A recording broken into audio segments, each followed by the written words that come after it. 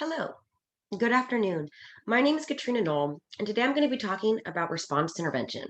In today's presentation, I'm going to identify what is response to intervention. I'm going to be talking about how it fits in with the educational framework already in place on our campus, and I'm going to hopefully be able to address some of your concerns in regards to RTI.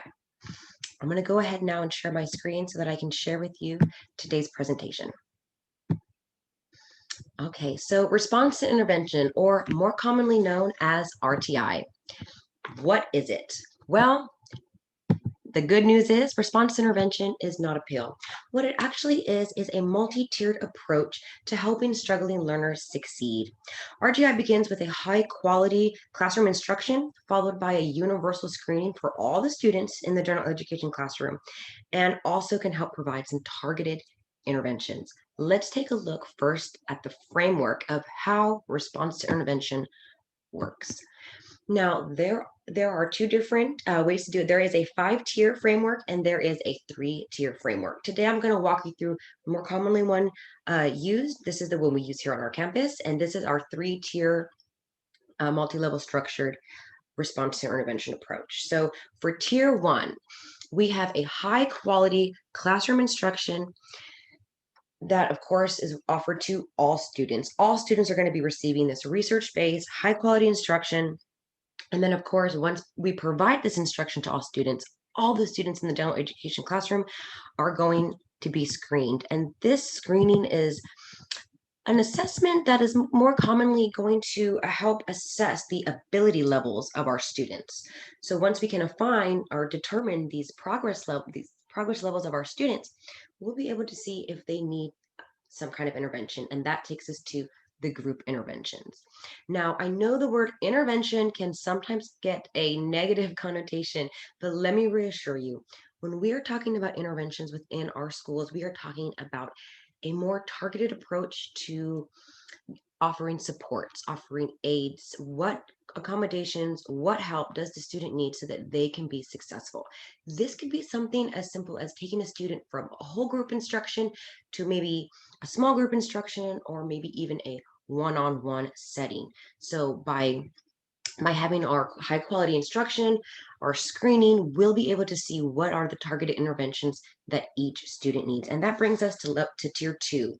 So students that are not making adequate progress, that is provided with the high quality uh, instruction and of course the screening, well then they're going to be offered these more targeted interventions, right? So this are methods to more closely identify what the student needs on a more one-on-one basis. And then that leads us into tier 2. So students that are still, after these quality instruction, after these interventions, if they are still not making that adequate progress and seem to be falling far behind their peers, well, then it's a good idea to refer them for an evaluation.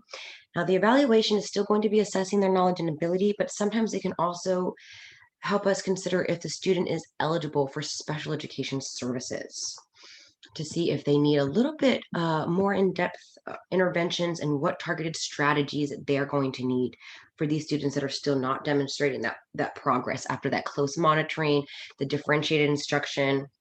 Then it comes the comprehensive evaluation. So first I want to talk to you about how RTI benefits all students. Well, of course, it has a high quality instruction, right? And this is offered to all of our students. Everyone in the classroom is going to be receiving that high quality instruction. And also RTI provides new and different ways to reach these approaches, right? To be identifying what the student specific learning style is and hopefully teaching towards that learning ability for that student. Another great thing of how RTI benefits all students is early identification, making sure that we are catching the struggling learners early on so that we can provide the adequate assessments that they need. Now that takes us on to providing the appropriate instruction so that educators, once we know where their levels are, we know what they need, we can adjust the instruction as necessary for our students to make sure that it's targeted in a way where they are actually getting the content. And this will actually prevent students from being special education labeled, right? Because RTI can actually prevent the need to refer students to special education by catching students that are simply falling behind before they're incorrectly labeled. In other words, sometimes these students are not making sufficient progress because they are not because they are receiving poor instruction, right?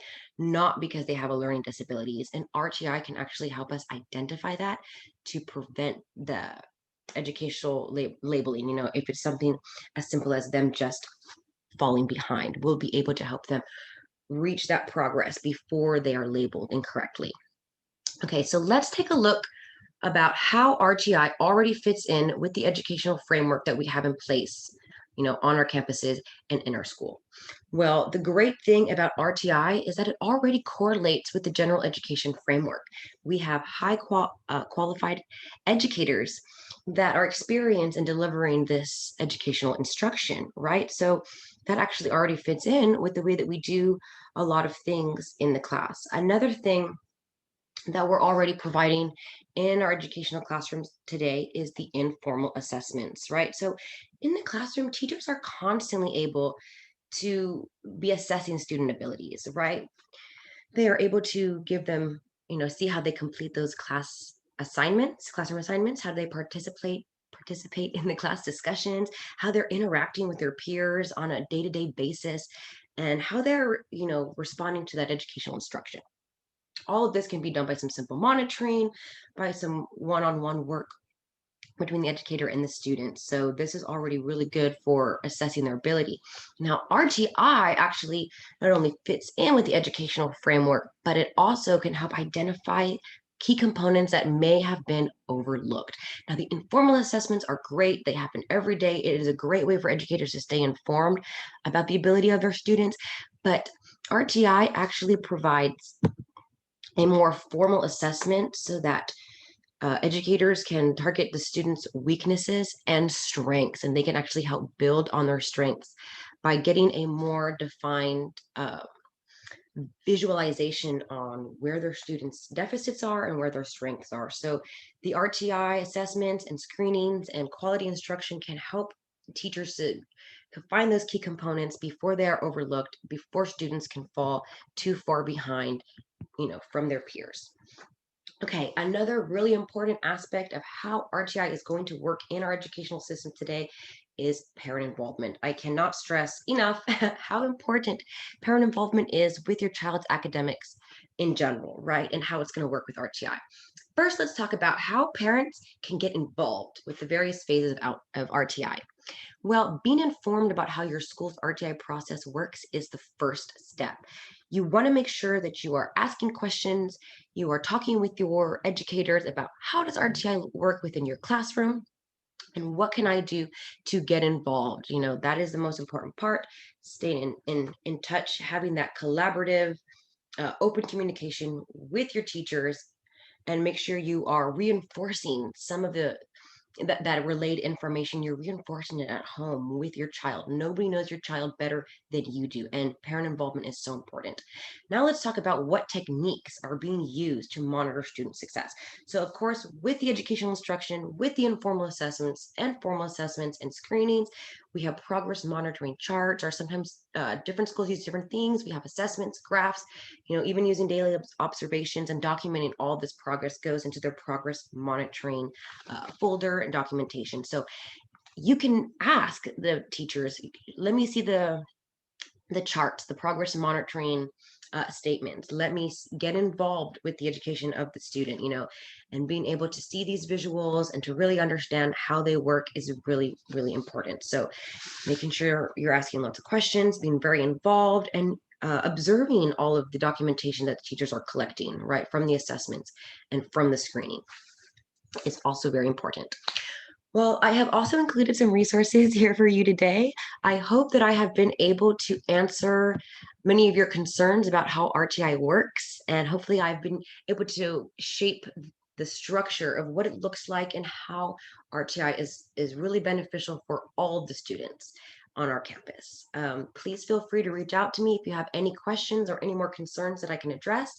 I have a pamphlet or a brochure. Please make sure you take one on your way out. And I hope you guys have really enjoyed today's presentation. And thank you so much for being here.